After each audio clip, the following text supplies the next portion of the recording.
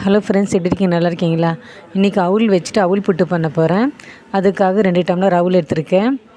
இது வந்து 2 ஸ்பூன் நெய் ஊற்றிட்டு இதை வதக்கணும். நல்லா பொன்னிறமாக வதக்கணும்.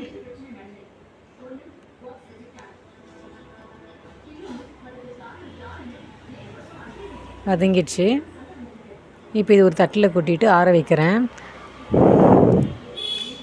இது ஆறின உடனே மிக்ஸி ஜாரில் போட்டு அரைச்சிடலாம். இதை பாருங்கள், நைஸாக அரைச்சாச்சு. இந்த பதத்தை கரைக்கணும், ரவை மாதிரி. இப்போ இதை வந்து அது ஒரு பக்கம் வச்சுட்டு ஒரு தண்ணியில் உப்பு போட்டு கரைச்சி வச்சுருக்கேன். இந்த மாவை கடாயில் போட்டு 1 ஸ்பூன் எண்ணெய் சுற்றி ஊற்றணும். ஊற்றிட்டு நல்லா வதக்கணும். எதுக்குன்னா அந்த எண்ணெய் ஊற்றுறோன்னா அது ஒட்டாமல் இருக்கிறதுக்கு, இல்லைன்னா கட்டிக்கும், முன்னோடு ஒன்று சேர்ந்து கட்டிக்கும்.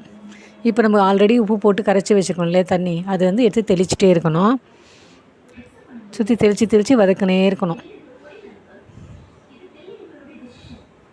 இதே மாதிரி 4-5 டைம் இந்த தண்ணி ஊற்றி தெளித்து வதக்கிட்டே இருந்திங்கன்னா அந்த மாவு வந்து நல்லா வெந்து வந்துடும். புட்டு ரெடி ஆகிடும். இப்போ பாருங்கள், புட்டு ரெடி ஆகிடுச்சு.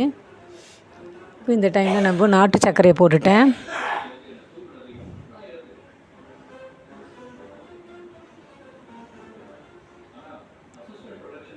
நல்லா ஸ்ப்ரெட் பண்ணி விட்டுட்டு துருவின தேங்காயும் இதில் தூவிட்டேன்.